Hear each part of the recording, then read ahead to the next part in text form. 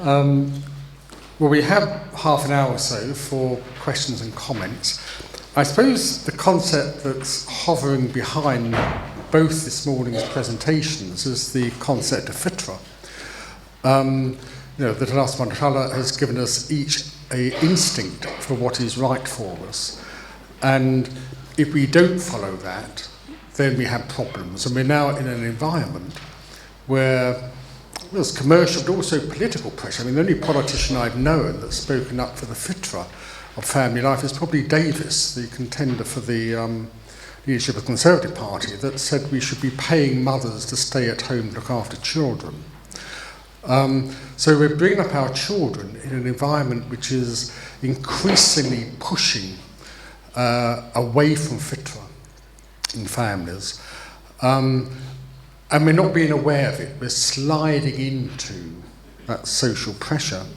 Both speakers this morning have been giving us the research and the thinking that should enable us, I think, to pull back from that pressure and get back to a fitri way of bringing up our children in a healthy way. And one hadith was mentioned, but I think particularly Sadi Blythe's talk gives evidence for that hadith. The Prophet, peace and blessings be upon him, said we should be teaching our sons or our children to ride, to shoot, in archery, and to swim. Well, so the floor's open. Questions and comments? So I'm wondering whether, Sally, whether you could say that you think I've identified some specific child-rearing practices that may be contributing to developmental delay in children, their neurological abilities and things like that.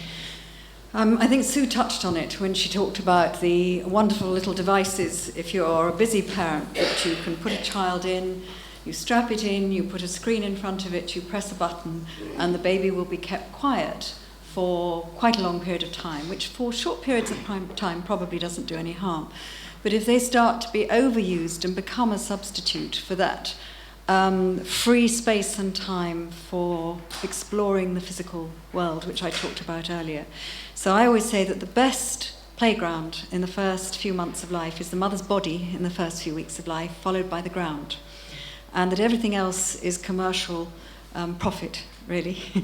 So there's that side of it. There is, I think, a growing ignorance amongst certain sections of society about what children do actually need and why things are good for them. An example I can think of is that below my office there's a sandwich bar, which is very useful. It's sort of coffee time and lunchtime. And I was down there having lunch one day, and one of the girls serving behind the counter was expecting a baby very shortly. And I said, "Oh, how are you going to feed your baby?" And she said, "Well, I'm going to bottle feed. The other's not natural, is it?" And there is, I think, a misperception of what is normal. And I was talking to somebody after we broke at coffee time, that part of the instinct to parent comes from having been well parented. It's something that's instinctive, that we know because we've had it from before we could even talk, and we understand the physical language of communication long before words. So one of the reasons it's so important for babies to be handled is the manner in which you're handled is how you start to understand other people's emotions. And so all these technological devices that provide a substitute are potentially, if overused, depriving children of that knowledge and that information which becomes part of their, not just verbal vocabulary, but their vocabulary for living. Thank you again. I had a question. As children become a little bit older, say they're coming out of that baby stage into kind of toddler and small child stage, are there any particular kind of physical movement or activities that are kind of most ideal? Like you hear about things like children's yoga, gymnastics, even Pilates for children nowadays. Oh, I didn't know about that one. But you see so much of, Sue touched upon having to create opportunities for children to explore in, our lifestyles are so kind of constructed. So if we are taking our children to find regular things like, swimming or gymnastics or things, are there any that kind of stick out as most effective for kind of the... I think, again, she was right in saying that play is child-generated, and given the opportunity, children want space. And outdoors is the thing that we all remember as the part that we enjoyed most. And one of the problems with this country is our awful climate, that decides things. But equally, we've become, or are becoming, so hidebound by sort of health and safety regulations. She touched on Finland, and there in nursery education, children have a minimum of 2 hours plus outdoor play every day, unless the temperature goes below minus 15 degrees Celsius, which makes us look utterly pathetic when there is one raindrop and children aren't allowed to go out to play. And it's not only about the play and the physical opportunity and the exploration and the self-regulation. In this country, a study was done showing that if we live north of Birmingham, if we don't get sufficient sunlight in the winter months, that a large percentage of the population are deficient in vitamin D. That rickets is actually recurring, which we thought we'd long since eradicated, but there are other diseases which are now associated in a lesser form with vitamin D deficiency. So I think given what would the first thing be, it would be outdoors, free space, free opportunity, plenty of sunlight and daylight. And then it's looking at being involved with your child, not trying to keep your child amused so they don't bother you. Actually, the nature of parenthood is unfortunately that you need to be bothered for at least the first 20 years, and in my experience it carries on afterwards.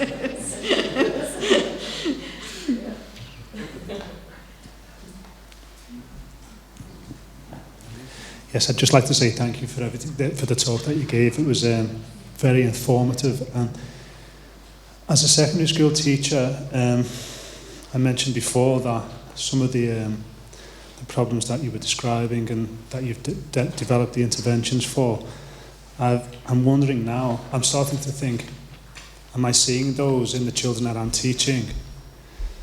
And as well as all the social fallout that I tend to have to deal with on a daily basis with a lot of the children that I teach. I'm concerned that some of the things that you've identified, how they then manifest in a second generation of children who come after those children who have grown to become adults with those challenges. And I think I find myself moving towards the question then that is there an argument therefore for, given that we say, for example, that the institutions that we have in place now are necessary, first and foremost, that is there an argument for schools focusing less perhaps on developing good citizens and nurturing good parents? Because an example may be that on Parents' Evening on Thursday for Year 9 pupils, we had, out of the 42 children that I teach, I've seen 6 parents myself. And I know that's not the case up and down the country, and there are pockets of where that's the case, but in a school like mine, for example, the question I guess I'm asking is, and there may have been work already done on this, but is it increasingly necessary for us to start to educate children about why some of the interventions that you've been describing are unnecessary, and how do we then communicate that also to unknowing or unwilling adults? I think it goes back to this, somewhere within education, whether it's at home or at school, and preferably in both, we need to be bringing in education in what children and what human beings need to become sociable human beings, whatever society and whatever culture it is. And it's something which we used to accept wasn't naturally happened. But I think as society is changing, it isn't natural. Very much like the example of the mother who thought that bottle feeding was natural. And I have a similar example from a school in Northumberland a few years ago, where there were a lot of teenage single parents in that school. And the head teacher was so concerned about the lack of parenting skills that she started to provide parenting classes for these parents on a weekly basis. And part of the class was there was a little bit of 10 minutes lecture and then 10 minutes playtime and physical playtime and story time. And she said the parents would come in with their iPods in, and through the lecture period they'd sit there like this. And when it came to playtime, they'd take the iPods out. The parents would get down and play with the physical equipment, have a wonderful time. And when it came to going home time, the iPod would go back in as the child was going along beside them saying, "And Mummy, did you enjoy that?"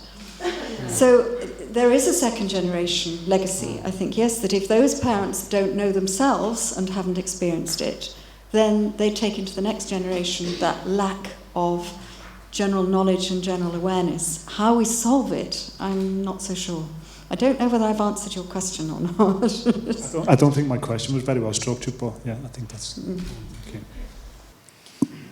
I have two questions, if that's okay. They're two different things. The first one is, I was thinking of what you're talking about, muscle balance and how the baby is growing. And I was wondering if you had any correlation between a high NMI score and,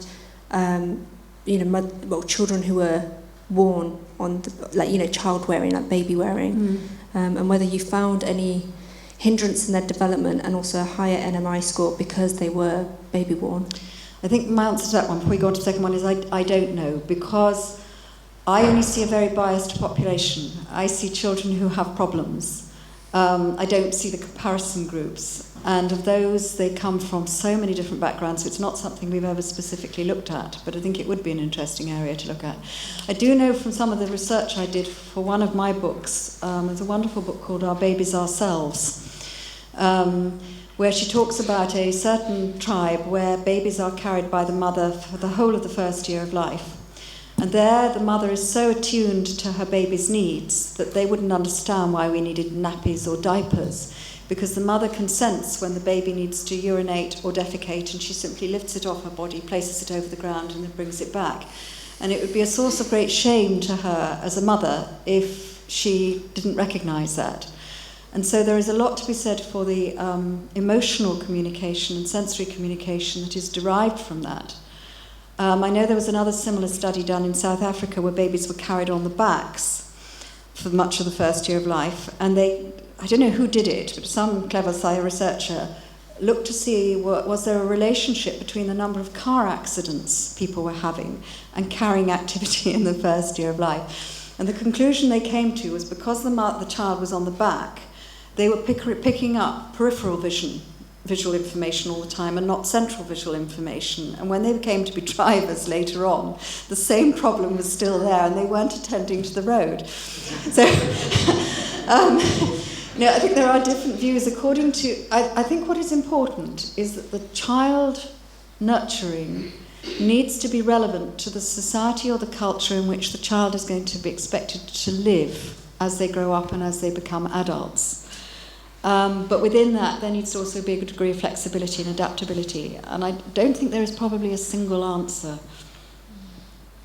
Then my second question was about adulthood. And do you find that there are adults, I'm not saying pick on us, but do you see adults with potentially high NMI, like in immaturity, than neuromotor? It was the main area of my late husband's work when he developed this, was actually looking first at adults before children. And his area of interest as a psychotherapist or clinical psychotherapist, was there a relationship between agoraphobia, anxiety disorder and panic disorder and underlying problems in the functioning of the vestibular apparatus? And what he found, and others have found as well, as a psychiatrist in the United States, a very controversial man called Dr. Harold Levinson, who was one of the first people in the late 1960s to suggest there was a vestibular-cerebellar connection to phobic disorders and to dyslexia. And if you either overstimulate the balance mechanism and its connections or give it inappropriate stimulation, you then start to produce all the physiological symptoms associated with anxiety. You get an alteration in heart rate, you get feelings of nausea, of dizziness, of jelly legs, and so on. If you have several occasions where that occurs without identifying what the trigger mechanism is, you then start to get avoidance behaviour developing as a secondary neurosis, rather than a primary neurosis. So there are many primary reasons for things like agoraphobia and panic disorder, but his particular interest was, could vestibular dysfunction predispose someone to develop panic disorder and agoraphobia in later life?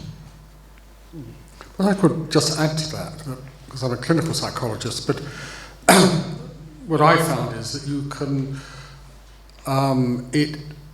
one of the things that helps correct an emotional imbalance, including things like panic disorder, are things like archery and riding. For whatever reason, there is some understand this in Arabic, on the connection between the body state and the spiritual and the mental. Al-Ghazali recommends treating anxiety by riding. And in fact, when we think about it, at one time most of our ancestors would either be walking or riding, riding a horse. And there's a particular effect on the neurophysiology, the balance, and all sorts of things that comes of riding, indeed swimming and archery. So these things are complex, but one line of treatment, one line of correction, even in an adult, so whatever's happened earlier in life that has created a certain weakness, you can, in treatment, sometimes correct that by going to these particular sports. And probably others. Cricket, when you think about it, has a lot of the, involves a lot of the skills you'd find in something like archery. That sort of balance, the attention, focus. So these things help at a practical level. Yeah, just very basic question. What motivates people to have children in the first place? Because I think how then they go about dealing with the children upbringing will have a huge impact on that idea that why am I having these children? If it's linked to sort of, this concept of children will bring me happiness, then I suppose that happiness is satisfied depending how superficial otherwise you are. So, people have different motivations. And I suppose my point is that unless you have that motivation that goes beyond here and now, I think you're always going to end up being content or happy with whatever the trend, the prevailing trend is in terms of upbringing the children and their well-being. I think as Muslim, I think we see that children they are entrusted to you, and then you see there is a incentive that after you have died, these children will give you some benefit. So I suppose if that's the underlying motivation, then I think naturally, for selfish reason, you're going to make sure that you bring them up the best as you can. I think, so my question is, from your research, what is it that people want when they have children? I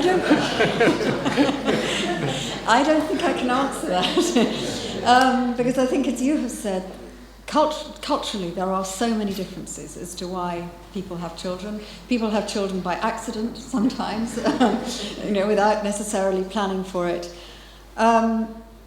I think in an ideal society, being a parent is the most altruistic thing that you can do. But it is an incredibly difficult job to do, and I think it brings me back to this whole thing of that we don't value the job that parents do enough, certainly in the modern society we live in here. But why people have children, I don't think I can answer that. So I think there's another point is about, but why do people have children if they're going to bring them up so badly? And I think the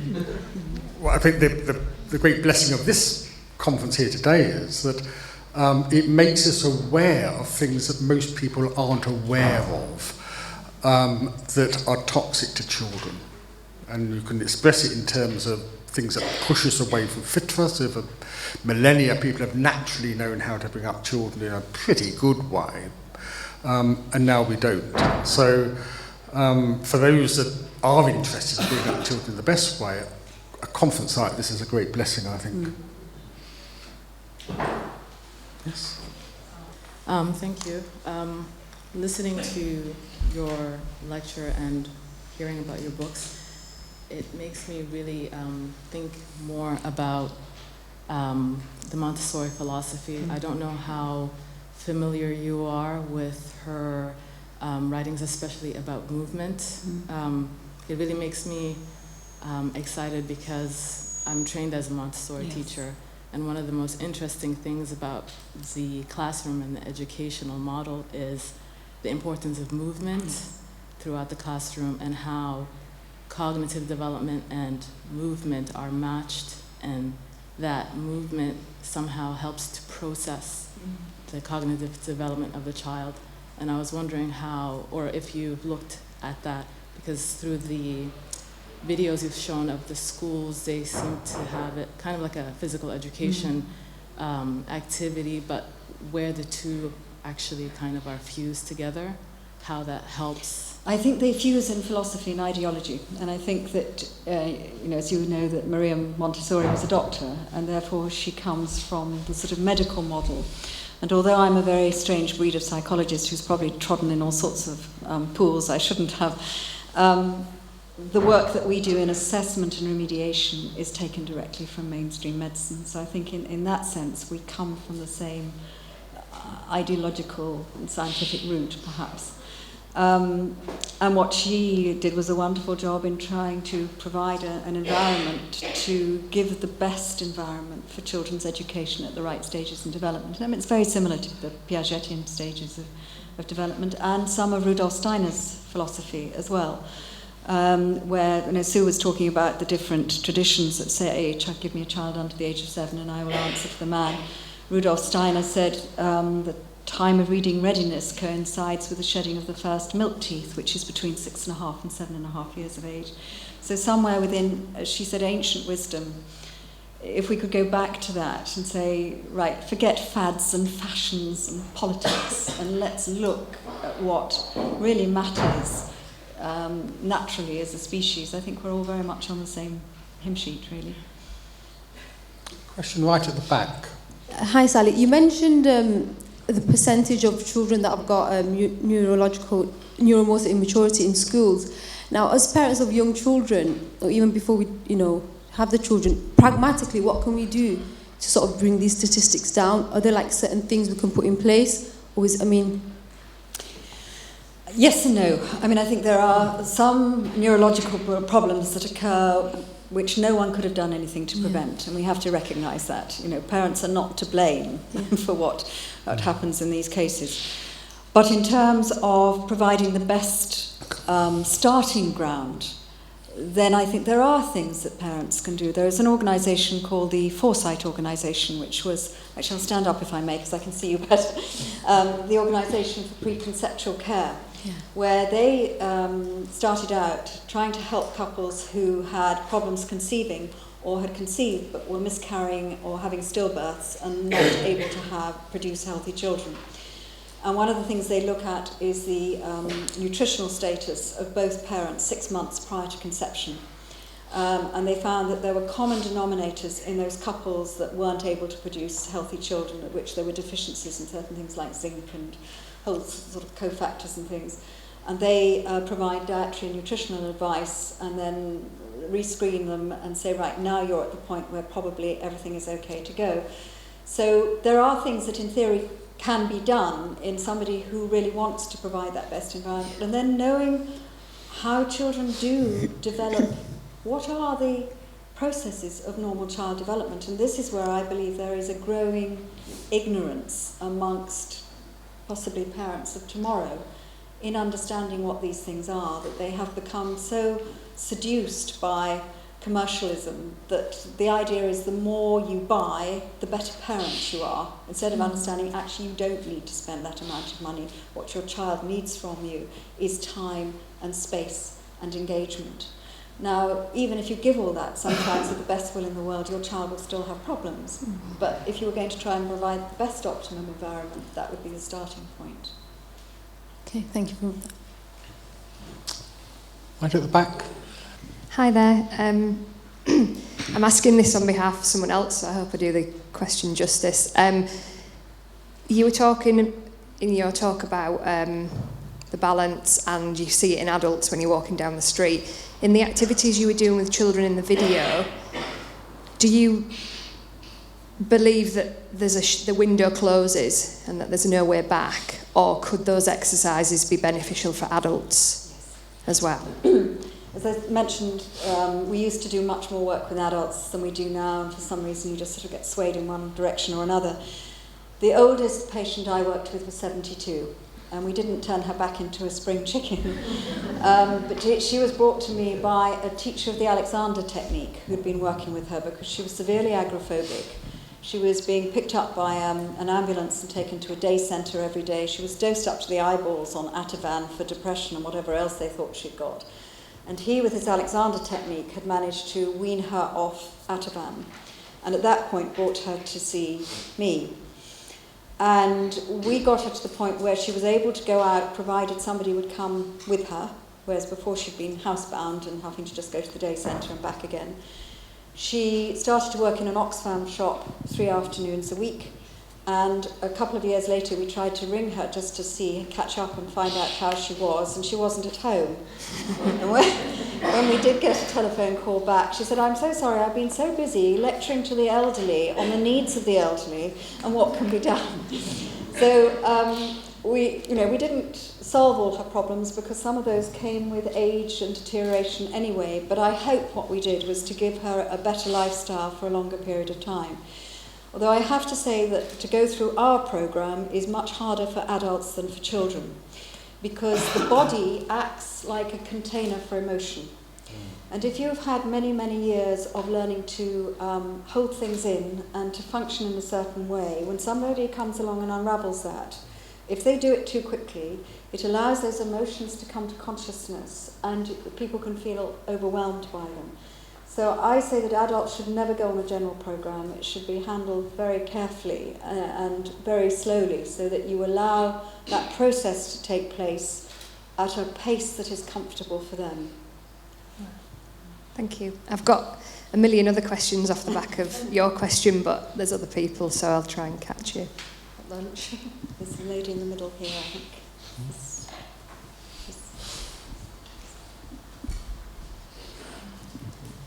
Would you recommend exercises like the brain gym for development? Oh dear, this is a difficult one.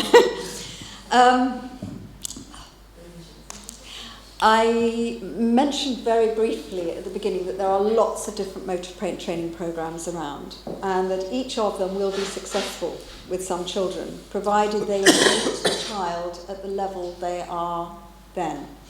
So I think brain gym can be useful for some children. When a scientific investigation of brain gym was done, there was a big conference in Poland a number of years ago. The academics came up with the conclusion that there was no scientific basis for the fact that it was effective. But having... no, I don't think I'll go there. I'll stay at that point. So I think it can help. As I say, if it meets the level of the child's either missing piece or level of development. But I'm not sure that it is rigorous enough in its scientific basis to say that it is a programme that should be applied generally with an expectation that it will help all children.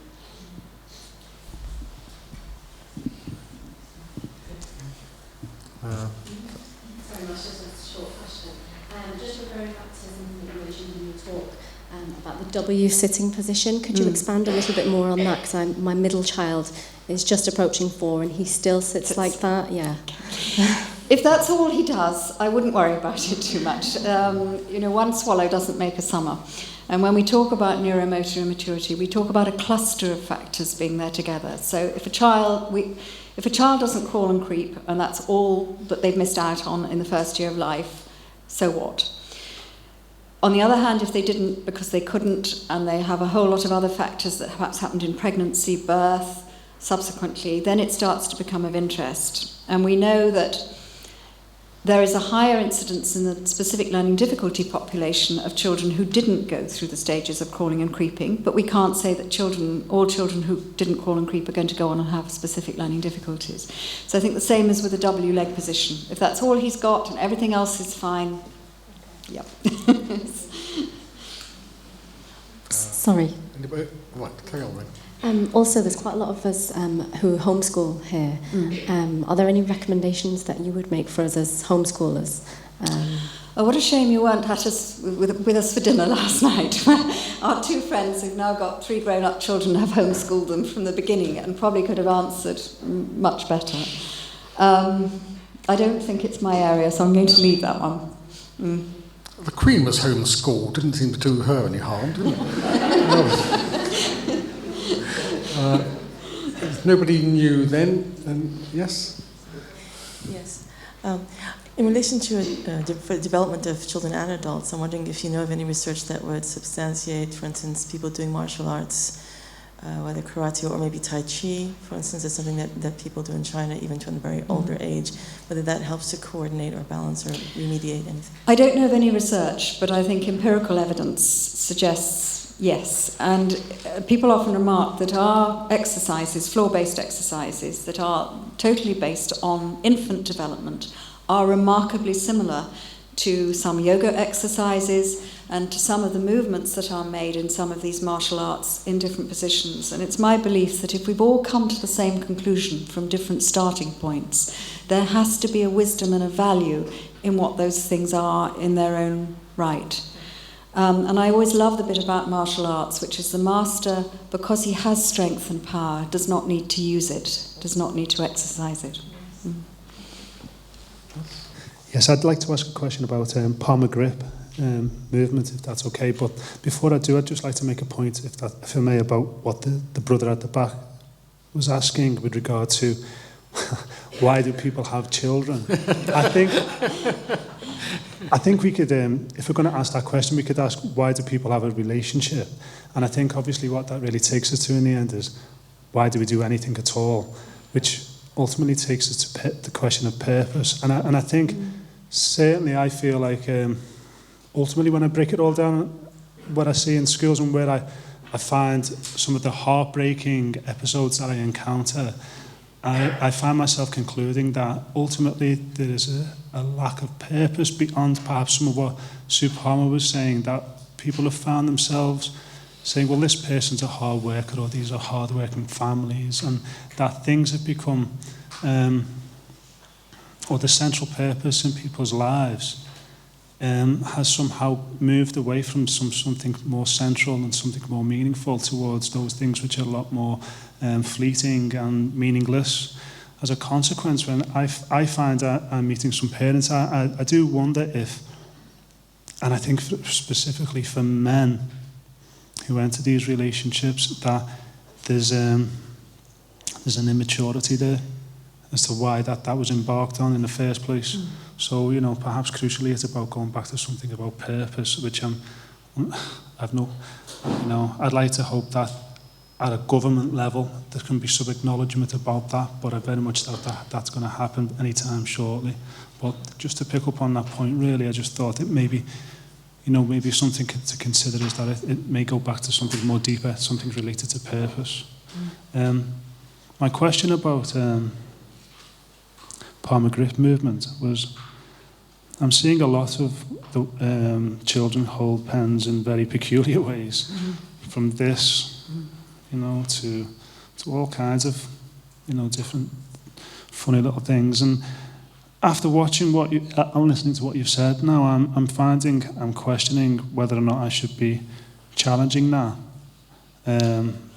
And just before I sort of let you answer, I was going to say the Parma grip movement issue, that the child doesn't perhaps move beyond. What does that tell us? And what, if anything, maybe even as a secondary school teacher, interventions are there that we can sort of help nurture people along with? I think as a secondary school teacher, like all things, the older children get, the harder it becomes to alter habitual patterns. You can show them the right way of doing it, you can try and let them practice it, and if they move beyond that, then your intervention has been useful. If however much you try to show them and practice, it doesn't change, it suggests there's an underlying reason for it. Then it becomes interesting to go back and say, well, is there something else we could do that's more fundamental? Not just teaching them to hold a pencil and more of the same doesn't work, but can we use different types of exercises that are going to work on this in a different way? Don't know, does that answer your... It does, but can you tell me something that I can do on Monday? Oh, that's what my Is there something... husband always used to say, give us something we can do on Monday. I don't think that there isn't a simple, easy answer.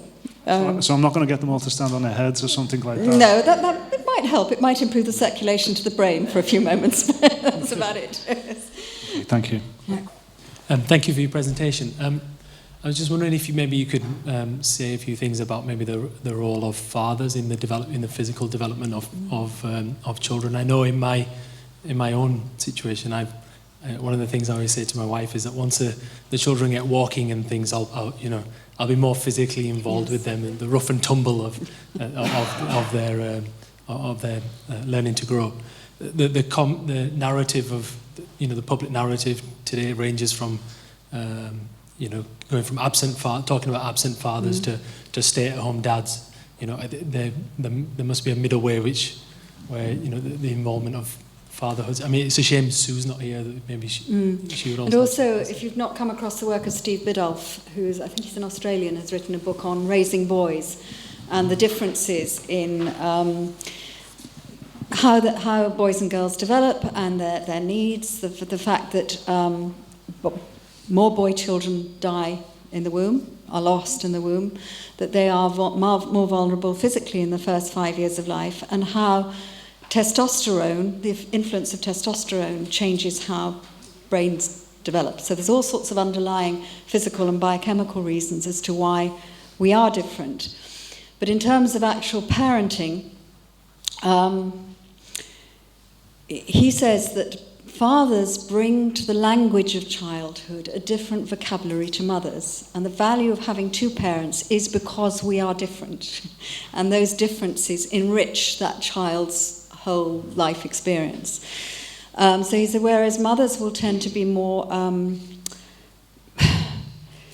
trying to comfort their child in the language they use, fathers will tend to come and say, no, come along, come and learn how to do this. They will be more about taking their children out into the world and being able to cope with the language of the outside world, which is less forgiving usually than the language of the family, of children's sensitivities and weaknesses and bad behavior and so on.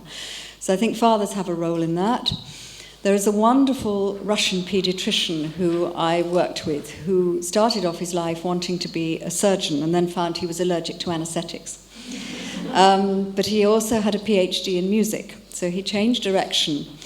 And he has developed a whole system of musical education from the 3rd trimester of pregnancy up to 7 years of age.